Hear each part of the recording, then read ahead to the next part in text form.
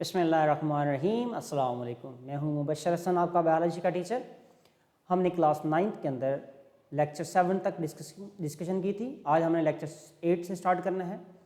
Lecture 8 के अंदर हमारा एस नंबर लास्ट वन है 7 और ये चैप्टर 2 है बायो मॉलिक्यूल्स के हवाले से और मॉलिक्यूलर बायोलॉजी के हवाले से। इसके अंदर हमने आज जो हमारा लेक्चर है वो लेक्चर 8 की डिस्कशन करनी है और चैप्टर 3 है। सबसे पहले हम चलेंगे अपने लॉन्ग क्वेश्चन की तरफ, देन शॉर्ट क्वेश्चन और लास्ट पे हमने एमसीक्यू को सॉल्व करना है। जी, लॉन्ग क्वेश्चन की तरफ आए तो हम देखते हैं कि हमारा लॉन्ग क्वेश्चन क्या है। इस लॉन्ग क्वेश्चन के अंदर हमारे 2 कंटेंट्स हैं। एक कंटेंट क्या है, describe the chromosome and the second one is RNA. इसका मतलब है 50% मार्क्स आरएनए के होंगे और 50% मार्क्स किसके होंगे, क्रोमोसोम के हवाले से। यानी कि इसके अंदर बेसिकली 2 क्वेश्चन आ रहे हैं एक क्वेश्चन के अंदर। दोनों शॉर्ट से क्वेश्चन है। नंबर फर्स्ट पे हम क्रोमोसोम की बात कर रहे हैं। जी, क्रोमोसोम क्या होते हैं? अगर देखें, during the cell division chromatin fibre condense and further fold to form thread like structure known as chromosomes. लेकिन देखिए यहाँ पे बात इंपॉर्टेंट ये है, वो कहते हैं कि सेल डिवीजन की बात कर रहा है। कब की बात कर रहा है? Cell division. यानी कि जब सेल डिवीजन होती है उस वक्त जो क्रोमैटिन फाइबर है ये कंडेंस होते हैं। कंडेंस होने के बाद थ्रेड लाइक स्ट्रक्चर बना देते हैं जिनको हमने क्रोमोसोम का नाम देना है। तो ये इसकी आप इंट्रोडक्शन और डेफिनेशन में लिख सकते हैं। सेकेंडली हमने देखना है इसकी लोकेशन, कि क्रोमोसोम्स कहाँ पाए जाते हैं। हमने देखना है it is only visible during metaphase. उसने कहा है कि ये सिर्फ मेटाफेज में विजिबल होते हैं।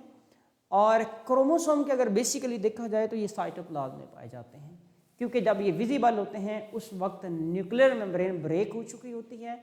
इसीलिए हम इसको क्या बोलेंगे, ये किस में पाए जाते हैं? साइटोप्लाज्म में पाए जाते हैं, साइटोप्लाज्म में।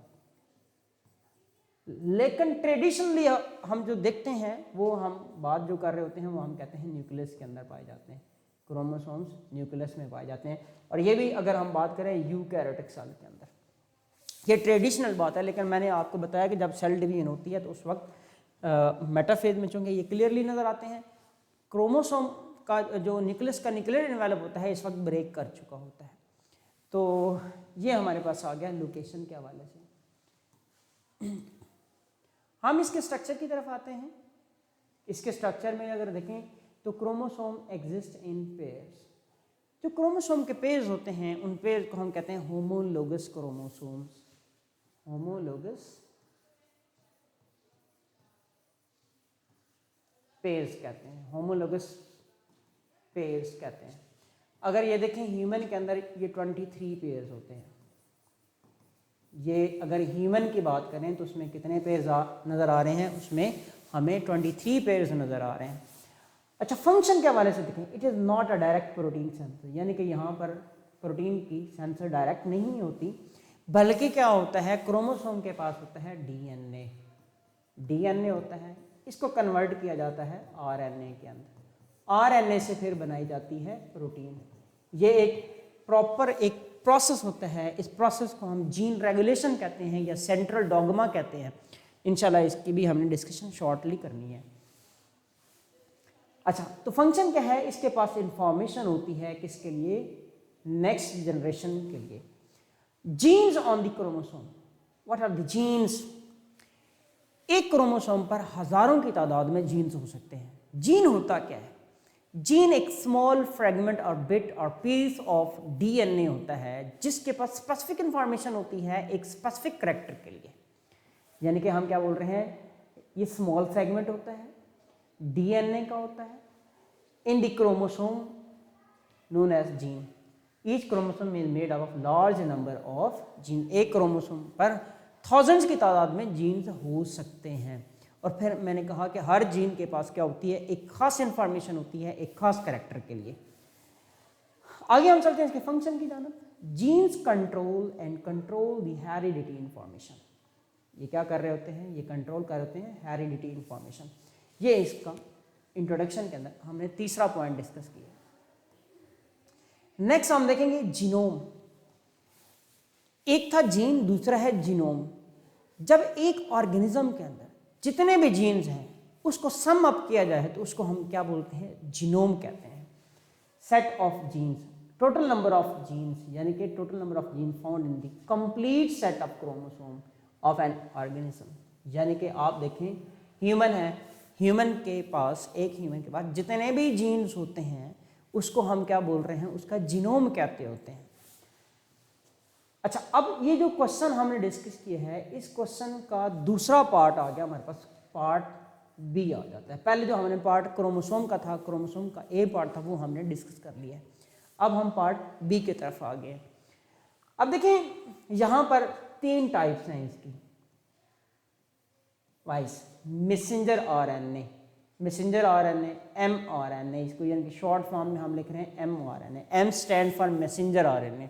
बेसिकली हम कहते हैं कि ये it carries message of DNA from the nucleus to the cytoplasm for protein synthesis, so known as, यानी कि वो आरएनए है जिसने इंफॉर्मेशन कहाँ से ली है, डीएनए से ली है। डीएनए से इंफॉर्मेशन किस में शिफ्ट हो गई है, मैसेंजर आरएनए में। हम ये कहते हैं कि डीएनए है, डीएनए से जो इंफॉर्मेशन है वो किस में गई है, आरएनए में। जिस आरएनए के पास वो इंफॉर्मेशन शिफ्ट हुई है उसको हम क्या बोलते हैं, मैसेंजर आरएनए। उसके पास मैसेज है, किसका मैसेज है, डीएनए से लेके आया।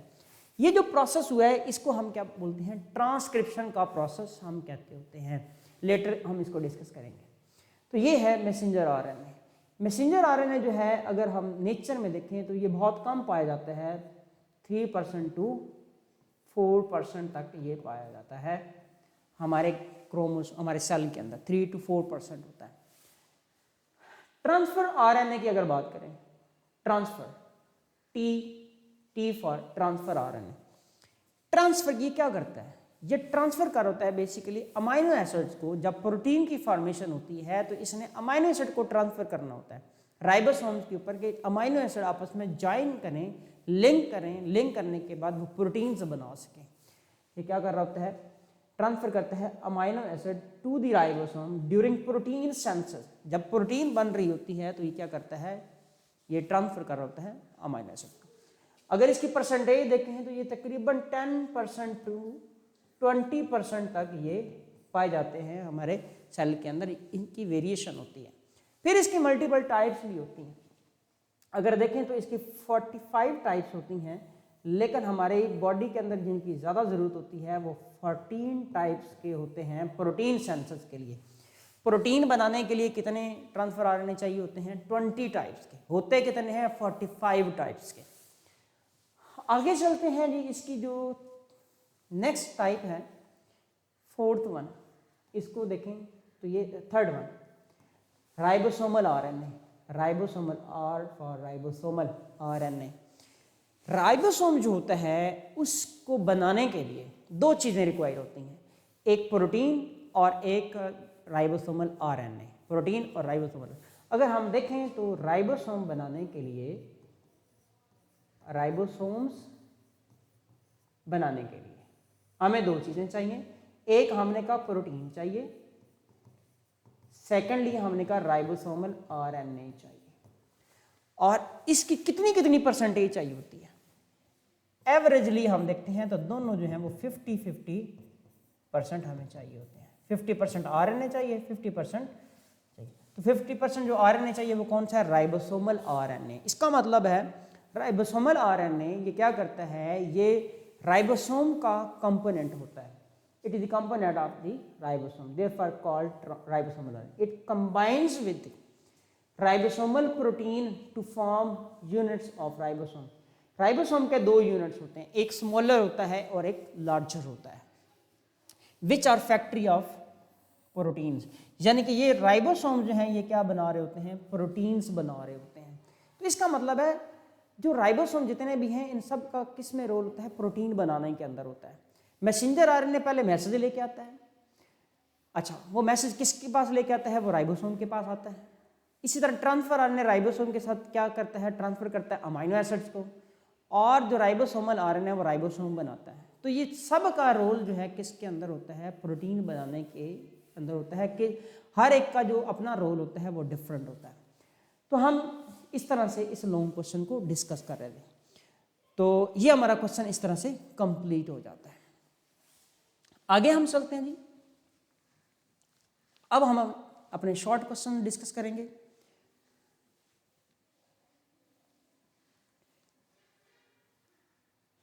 हमारा जो पहला शॉर्ट क्वेश्चन है वो क्या है, वो है जी, what do you know about chromatin. अभी हमने बात की थी क्रोमोसोम की, अब हम बात कर रहे हैं क्रोमेटन की। ये एक इंपॉर्टेंट शॉर्ट क्वेश्चन है और आपने इसको याद रखना है बड़े अच्छे अंदाज में, और जिस वे में हम आपको बता रहे हैं लिखना, आपने इसी तरह इसको लिखना है। सबसे पहले आप डेफिनेशन लिखेंगे। आपका ये पहला पॉइंट, आपने डेफिनेशन लिखी है तो आपका 1 नंबर यहाँ पे कंफर्म हो जाता है। आपने बताना it is highly condense form of chromatin. अब इसको आपने condense form, basically this one is the disperse form of, यहाँ पर इसको आप चेंज करेंगे, basically it is the disperse form of, आप इसकी डेफिनेशन को चेंज करेंगे, डिस्पर्स्ड फॉर्म ऑफ क्रोमोसोम। ये क्रोमोसोम की क्या होती है, डिस्पर्स फॉर्म होती है, डिस्पर्स फॉर्म ऑफ क्रोमोसोम। अच्छा, इसके बाद हम देखते हैं, हमारे पास आ जाएगी इसकी लोकेशन। लोकेशन में हम देखेंगे it can be seen in the nucleus, ये न्यूक्लियस में होता है, all along the cell cycle. अच्छा, न्यूक्लियस में होता है, सेल साइकिल में ये होता है ऑल अलोंग में, इसमें आपने देखना है start of the cell cycle, यानी कि start of the cell cycle होता है। इसके बाद स्ट्रक्चर, दीज आर सिंगल और अनपेयर्ड। अब ज़रूरी नहीं है, मतलब पॉसिबल है कि ये सिंगल भी हो सकते हैं और अनपेयर्ड भी हो सकते हैं, ये दोनों, यानी कि सिंगल भी हो सकते हैं और अनपेयर्ड भी हो सकते हैं, ये हम इसमें शेयर कर लेंगे। Function, it is transcribe into RNA. अब क्रोमोसोम की अगर बात करें या क्रोमेटन की बात करें, दोनों का पॉइंट सेम होता है कि इनके पास क्या होती है, इंफॉर्मेशन होती है, और ये क्या करते हैं, उसको ट्रांसफर कर रहे होते हैं आरएनए के अंदर। आगे देखें जी, दूसरा क्वेश्चन है क्रोमोसोम के हवाले से। क्रोमोसोम क्या होता है, it is highly condense form of chromatin, ये ऑलरेडी हम डिस्कस कर चुके हैं। It is only visible during metaphase, ये मेटाफेज के अंदर क्या है, हमें विजिबल होता है। तीसरा पॉइंट हमारा आ जाएगा, chromosome exist in the pairs. Pairs के हवाले से हमने कहा ये होमोलोगस फॉर्म में होता है, होमोलोगस फॉर्म में होता है ये। होमोलोगस फॉर्म में जैसे कि हमने बात की कि ह्यूमन है, ह्यूमन के अंदर 23 पेयर्स होते हैं क्रोमोसोम्स के। इस तरह आप देखें फ्रॉग के अंदर देखें तो उसके अंदर कितने होंगे, 13 पेयर्स हो जाएंगे। इस तरह से मल्टीपल ऑर्गेनिज्म के हवाले से आप एग्जांपल दे सकते हैं। तो आपका देखें एक पॉइंट ये है, दूसरा ये है, तीसरा ये है, फोर्थ वन भी आप मेंशन कर सकते हैं, लेकिन आप 3 भी लिखेंगे तो आपको इसके 100% मार्क्स मिल जाएंगे। आपके 3 रूब्रिक्स जो है वो कंप्लीट है, यानी कि definition, location, structure and function. Last पे आ जाएगा इसका फंक्शन। फंक्शन के हवाले से हमने ऑलरेडी डिस्कशन की है, चूंकि क्रोमोसोम के पास डीएनए होता है, डीएनए क्या करता है, वो डायरेक्ट प्रोटीन सेंसेस नहीं करवाता, लेकिन हम क्या कर रहे हैं कि वो इन्वॉल्व होता है transmission of genetic information to the next generation. Next generation के हवाले से वो बात होती है कि क्या होता है कि डीएनए है, डीएनए के पास इंफॉर्मेशन है, ये ट्रांसफर करेगा आरएनए में, आरएनए से फिर इंफॉर्मेशन किस में जाएगी, प्रोटीन के अंदर जाएगी। जाहिर सी बात है, अब डीएनए है क्रोमोसोम के पास मौजूद है, तो ये पेरेंट्स होते हैं, पेरेंट्स से ऑफ स्प्रिंग में जब जेनेटिक इंफॉर्मेशन ट्रांसफर होती है तो वो डीएनए से जाती है। बाकी मॉलिक्यूल भी जा रहे होते हैं, जैसे कार्बोहाइड्रेट, लिपिड, प्रोटीन सारे जा रहे हैं, लेकिन जो जेनेटिक इंफॉर्मेशन ट्रांसफर होती है वो किस बायोमोलिक्यूल से होती है, उसको हम डीएनए कहते हैं। आगे हमारा क्वेश्चन है, that is also very important, ये है जी, differentiate between RNA and DNA. अब ये इस तरह से, इसके अंदर भी हमने एटलीस्ट 3 पॉइंट्स लाजमी लिखने हैं जिससे हमारे यहाँ पे मार्क्स होगा। अगर एक डिफरेंस हम लिखते हैं तो 1 नंबर, इस एक डिफरेंस में इसका मतलब है 0.5 मार्क्स इसके होंगे और 0.5 मार्क्स इसके होंगे। अच्छा जी, स्ट्रक्चर में देखते हैं, it is single standard helical structure, ये आरएनए की बात कर रहे हैं। आरएनए जो है वो सिंगल स्टैंडर्ड होता है और हेलिकल हो सकता है। अच्छा, उसके बाद फिर डिफरेंस की टाइप है, डिफरेंट टाइप में फिर डिफरेंट स्ट्रक्चर होता है। It is double standard helical structure, यानी कि यहाँ पर इंपॉर्टेंट बात होगी सिंगल स्टैंडर्ड और डबल स्टैंडर्ड के हवाले से। हमने इसकी डायग्राम मेंशन की थी आपने प्रीवियस लेक्चर के हवाले से। अगर इसको देखें तो ये आपके पास क्या है, आरएनए, और ये आप देखें तो ये आपके पास क्या होता है, डीएनए। ये डबल स्टैंडर्ड हेलिकल आपको नजर आ रहा है, इस तरह से 2 स्ट्रैंड नजर आ रही हैं। तो ये भी हेलिकल हो सकता है, वो भी हेलिकल हो सकता है, लेकिन ये डबल स्टैंडर्ड मस्ट है और ये सिंगल स्टैंडर्ड है। सिंगल स्टैंडर्ड ये हो सकता है, जब ये कब होता है सिंगल स्टैंडर्ड, जब इसको रेप्लिकेट करते हैं तब उस वक्त हो सकता है, लेकिन नॉर्मली ये किस में होता है, ये डबल स्टैंड की फॉर्म में होता है। फिर आ जाती है शुगर। शुगर का डिफरेंस आता है, it contains ribose, sugar, pentose. हमने इसका स्ट्रक्चर ड्रॉ किया था कि राइबोस कंप्लीट राइबोस होती है, उसमें ऑक्सीजन कंप्लीट होती है, लेकिन इसके अंदर हम देख रहे हैं तो डी ऑक्सी राइबोस होती है, D oxy ribose pentose sugar होती है, डी ऑक्सी राइबोस। यानी कि इसकी जो कार्बन नंबर हमने कहा था कार्बन नंबर 2 होती है, उसके पास हाइड्रोजन होता है, ऑक्सीजन रिमूव्ड होती है इसकी कार्बन नंबर 2 के पास हाइड्रोक्सल होता है। नॉर्मल राइबोस के अंदर हाइड्रोक्सल होता है और जिससे ऑक्सीजन रिमूव होती है उसे हम कहेंगे डी ऑक्सी राइबोस, यानी कि उसके साथ फिर हाइड्रोजन होगा। तो ये हमारा दूसरा पॉइंट यहाँ पे कंप्लीट होता है। तीसरे पॉइंट की तरफ आते हैं, नाइट्रोजनस बेसिस।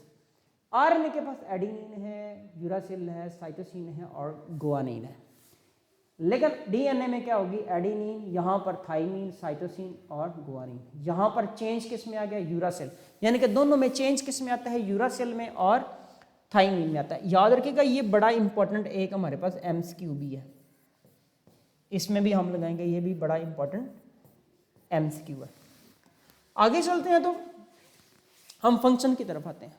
अब हमने ऑलरेडी आरएनए की टाइप्स में फंक्शन देखा है कि आरएनए के पास फंक्शन, अगर देखें कौन सी इंफॉर्मेशन है, इंफॉर्मेशन आ गई है, इसने आगे प्रोटीन बनानी है, तो carries protein encoding information for protein senses via translation, यानी कि ट्रांसलेशन के जरिए से वो क्या कर रहा होता है, उसको प्रोटीन की सेंसेस करवाता है। यानी कि आरएनए मौजूद है, आरएनए से प्रोटीन बननी है, हमने कहा आरएनए है, आरएनए से प्रोटीन बनेगी।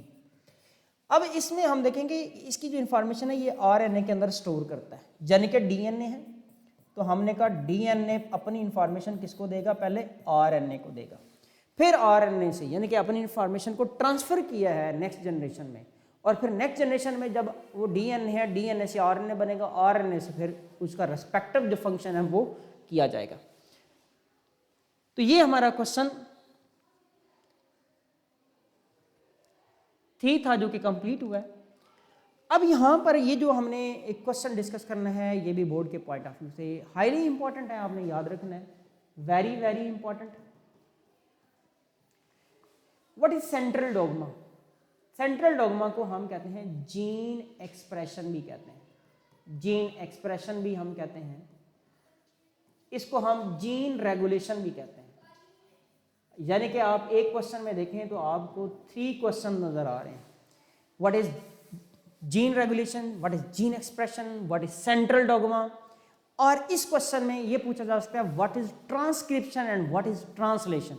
ये 4th 1 क्वेश्चन, एक क्वेश्चन के अंदर आपके 4 क्वेश्चन यहाँ पे कंप्लीट होते हैं। इसमें भी हमने क्या लिखना है, पहले सेंट्रल डोग्मा की हमने बतानी है definition, the flow of biological information from DNA to RNA and from RNA to protein is known as central dogma. हमने क्या कहा है कि बेसिकली क्या है, डीएनए, डीएनए से बनेगा आरएनए, आरएनए से बनेगी प्रोटीन, डीएनए से आरएनए, आरएनए से प्रोटीन बनी। ये अब जितना भी प्रोसेस हुआ है इसको हमने क्या बोलना है, सेंट्रल डोग्मा बोलना है, और ये लाइफ का एक इंपॉर्टेंट जो है वो पार्ट होता है। चलते हैं दूसरी बात की तरफ। अब हमने देखना है इसके कौन कौन से स्टेप्स जो हैं वो इन्वॉल्व होते हैं इसके अंदर। तो हमने देखा there are 2 major processes, 2 major process involve in central dogma. वो कौन से हैं? नंबर 1 पे ट्रांसक्रिप्शन है, नंबर 2 पे ट्रांसलेशन है। ट्रांसक्रिप्शन में हमने देखना है क्या हुआ है, it is the conversion of DNA to RNA. हमने बात की डीएनए हमारे पास, डीएनए से क्या बनेगा, आरएनए बनेगा। आरएनए बनेगा बेसिकली हम देखते हैं मैसेंजर आरएनए, लेकिन कोई भी आरएनए बनता है तो उसको भी हम क्या बोलते हैं, ट्रांसक्रिप्शन ही बोलते हैं। तो पहला स्टेप ट्रांसक्रिप्शन है कि डीएनए से आरएनए बनना। और ये वाला आपने प्रोसेस देखना है कहाँ होता है, अगर हम यूकैरियोट की बात करें और हम प्रोकैरियोट की बात करें, दोनों में ये बात डिफरेंट होगी। कैसे? यूकैरियोट्स के अंदर ये काम न्यूक्लियस में होता है, प्रोकैरियोट के अंदर ये काम साइटोप्लाज्म के अंदर होता है। अच्छा, दूसरा काम देखिएगा ट्रांसलेशन। ट्रांसलेशन में हमने कहा कन्वर्टिंग आरएनए टू प्रोटीन, यानी कि आरएनए है हमारे पास और ये प्रोटीन में कन्वर्ट होगा। आरएनए से प्रोटीन कब कहाँ बनेगी? राइबोसोम पे बनेगी, साइटोप्लाज्म में बनेगी। तो ये दो पार्ट यहाँ पर मुकम्मल हो गए। अब आपने देखा पहले नंबर पे आपने इंट्रोडक्शन दिया, दूसरे नंबर पे आपने स्टेप में ट्रांसक्रिप्शन बताइए, तीसरे नंबर पे आपने बताइए जी ट्रांसलेशन। तो आपके 3 मार्क्स यहाँ पर कंफर्म हो जाएंगे। हमारा नेक्स्ट क्वेश्चन है और इंपॉर्टेंट क्वेश्चन है, briefly describe the heredity. Heredity क्या होती है? हम ये कहते हैं कि जो पेरेंट्स से ऑफस्प्रिंग में, बच्चों में जेनेटिक इंफॉर्मेशन ट्रांसफर होती है, इस जेनेटिक इंफॉर्मेशन के ट्रांसफर को हम क्या बोलते हैं? हेरिडिटी कहते हैं। Heredity is the transmission of characters from one generation to and it's important for the continuity of different forms. यानी कि एक जनरेशन से नेक्स्ट जनरेशन में इंफॉर्मेशन जाती है और ये लाइफ की कंटिन्यूटी के अंदर इंपॉर्टेंट होती है। सपोज करें एक जो जनरेशन है उसमें कुछ कैरेक्टर मौजूद हैं, जैसे कि हम कहते हैं आई कलर के हवाले से, पेरेंट्स का आई कलर अगर ब्राउन है तो उसकी ऑफस्प्रिंग का कलर भी ब्राउन ही होता है, उसमें कलर चेंज नहीं हो सकता क्योंकि उसके पास जो जीन है उसके पास इंफॉर्मेशन किसके लिए है? ब्राउन कलर के लिए। अच्छा, second, each generation transfer the heredity instruction to the next generation. यानी कि एक जनरेशन में थी, हम कहते हैं एक जनरेशन में थी तो वो नेक्स्ट जनरेशन में गई, नेक्स्ट जनरेशन से उससे नेक्स्ट जनरेशन में गई। तो सक्सेसिव जनरेशन में 1 to 2 ये इस तरह से ट्रांसफर होती है इंफॉर्मेशन। इसको हम क्या बोलते हैं? हेरिडिटी कहते हैं। और हेरिडिटी भी कैसे? हमने कहा डीएनए है जी, डीएनए से इंफॉर्मेशन ट्रांसफर हुई आरएनए में, आरएनए से फिर प्रोटीन बनी। तो इस बात को हमें अगेन एंड अगेन डिस्कस किया है। तो बेसिकली स्टेप यही होता है सेंट्रल डॉगमा का। तो इसके साथ हमारा क्वेश्चन जो है 5th 1 कंप्लीट होता है। अब हम चलते हैं अपने ऑब्जेक्टिव की तरफ, एमसीक्यू की तरफ।